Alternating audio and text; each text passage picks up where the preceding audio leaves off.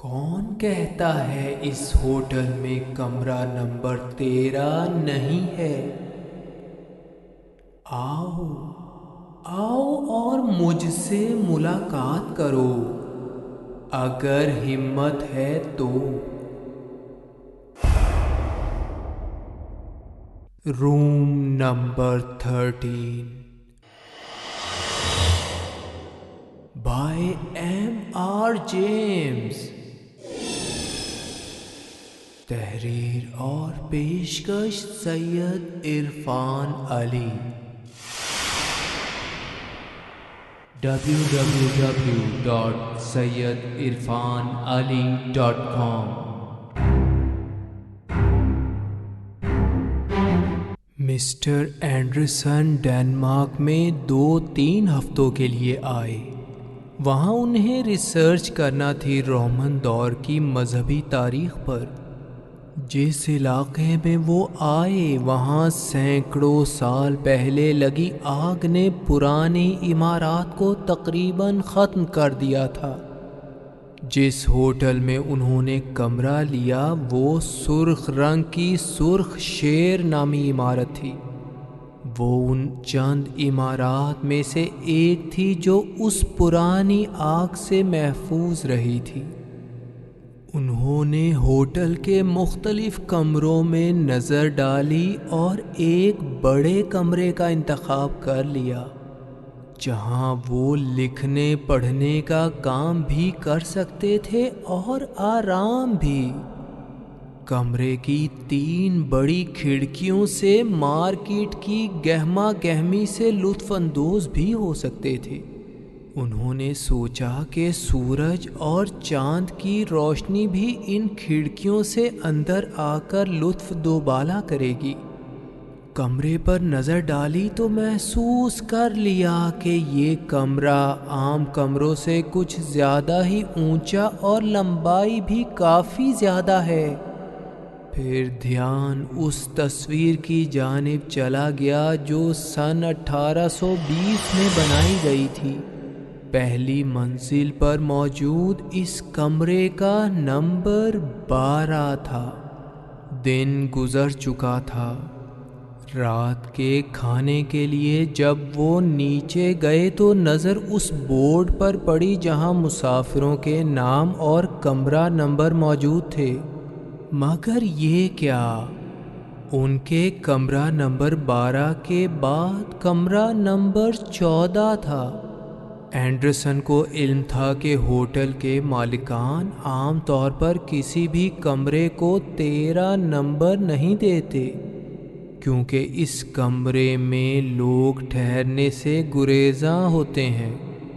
Mister Anderson نے کھانا کھایا، واپس اپنے کمرے میں آئے، سوچا نیند نہیں آ رہی، کسی اچھی سی کتاب کا مطالعہ کرنا چاہیے۔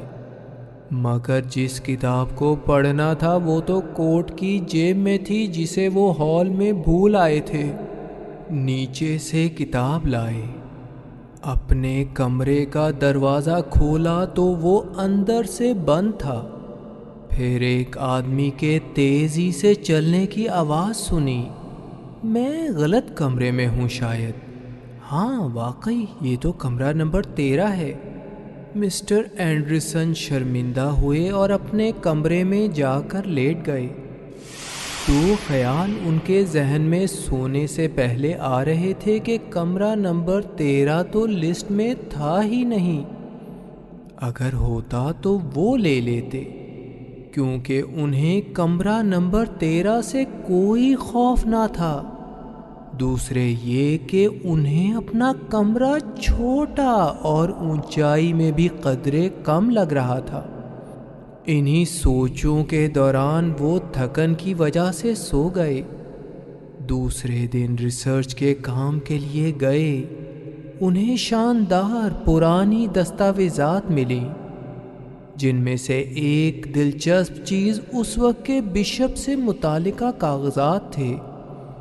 بشپ کا ایک مکان تھا جو انہوں نے کرائے پر دے رکھا تھا، مگر جسے دیا تھا اس کی شہرت انتہائی خراب تھی۔ شیطان سے اس کے تعلقات کا تذکرہ کیا جاتا تھا، مگر بشپ صاحب اس کا دفاع کرتے۔ اینڈرسن نے بشپ کا مکان تلاش کرنے کی کوشش کی، مگر بتایا گیا کہ وہ مکان کہاں واقع ہے کوئی نہیں جانتا۔ کہا جاتا تھا کہ وہ بھی آگ سے محفوظ رہا تھا۔ رات کو ہوٹل واپسی پر کمرہ نمبر 13 کا خیال آیا جو وہاں موجود تھا۔ اندر کوئی شخص دروازے کے قریب ہی موجود تھا، جس کے انتہائی تیزی سے سانس لینے کی آوازیں بھی سنائی دے رہی تھیں۔ مسٹر اینڈرسن اپنے کمرے میں چلے گئے، مگر یہ کیا یہ ان کا وہم تھا کہ کمرہ چھوٹا معلوم ہو رہا تھا؟ ان کا بیگ بھی اپنی جگہ موجود نہ تھا، جس کے بارے میں صبح تحقیق کرنے کا سوچا اور کھڑکی میں جا کر باہر دیکھنے لگے۔ انہیں اپنا سایہ باہر نظر آیا۔ ساتھ والے کمرہ نمبر 11 میں موجود اس شخص کا سایہ بھی چلتے ہوئے نظر آیا، اور دوسری طرف کمرہ نمبر 13 کے مسافر کا سایہ بھی مسلسل باہر موجود تھا، جو اینڈرسن کی طرح کھڑے ہو کر باہر دیکھ رہا تھا۔ کمرے کی موم بتی کی روشنی سے مسافروں کے سائے بالکل صاف باہر کی دیواروں پر بن رہے تھے، مگر کمرہ نمبر 13 کی روشنی سرخ تھی اور تیزی سے حرکت کر رہی تھی۔ مسافر نے سر پر کپڑے کی طرح کی کوئی چیز باندھی ہوئی تھی۔ اس کا قد لمبا اور جسم انتہائی دبلا تھا۔ یہ عورت بھی ہو سکتی تھی۔ سڑک پر کسی کے آنے کی آواز سے کمرہ نمبر 13 کا مسافر تیزی سے اندر چلا گیا۔ مسٹر اینڈرسن رات کو نیند پوری کرنے کے بعد صبح اٹھے تو ان کا بیگ بھی موجود تھا اور کمرہ بھی بلندی اور لمبائی میں بالکل صحیح نظر آ رہا تھا۔ باہر گئے، کمرہ نمبر 13 پر نظر ڈالی، مگر یہ کیا؟ وہاں کمرہ نمبر 14 لکھا ہوا تھا۔ انہوں نے گھوم کر دیکھا، غور کیا، مگر یہ حقیقت تھی کہ کمرہ نمبر 12 اور 14 تو موجود تھے، مگر کمرہ نمبر 13 موجود نہ تھا۔ مسٹر اینڈرسن سوچنے پر مجبور ہو گئے کہ کہیں کسی نشے کی چیز استعمال کرنے کی وجہ سے تو وہ دھوکہ نہیں کھا رہے۔ وہ دوبارہ ریسرچ کے کام میں مشغول ہوئے۔ ایک خط انہیں ملا جس سے معلوم ہوا کہ بشپ کا وہ کرایہ دار جس پر شیطان کا ساتھی ہونے کا الزام لگایا جا رہا تھا اچانک کہیں چلا گیا ہے، یا پھر شاید مر گیا ہے۔ واپسی پر ہوٹل کے مالک سے کمرہ نمبر 13 کے بارے میں تفصیل سے گفتگو کی۔ اینڈرسن کا خیال تھا کہ کمرہ نمبر 13 موجود ہے، مگر ہوٹل کا مالک یہ ماننے کو تیار نہ تھا۔ اینڈرسن نے اسے کہا کہ رات کو کمرے میں آئے تاکہ اس موضوع پر تفصیل سے بات کریں، اور خود کمرے میں آ گئے، مگر یہ کیا؟ کمرہ نمبر 13 کے مسافر کا سایہ باہر نظر آ رہا تھا، مگر یہ سایہ ناچ رہا تھا۔ رات کے وقت سوکھا پتلا جسم کمزور ٹانگوں کے ساتھ تیزی سے رقص کر رہا تھا، جو حیرت ناک بات تھی۔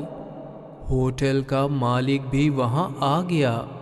وہ بھی حیران تھا کیونکہ ناچ کے ساتھ اب گانے کی آواز بھی شامل ہو چکی تھی۔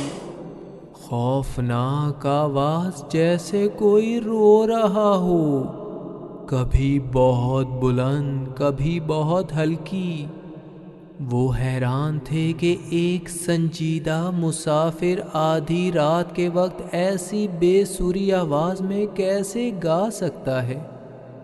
دروازہ بجا اور وہی مسافر جسے ہوٹل کا مالک اور اینڈرسن سمجھ رہے تھے کہ وہ گا رہا ہے، غصے میں اندر داخل ہوا۔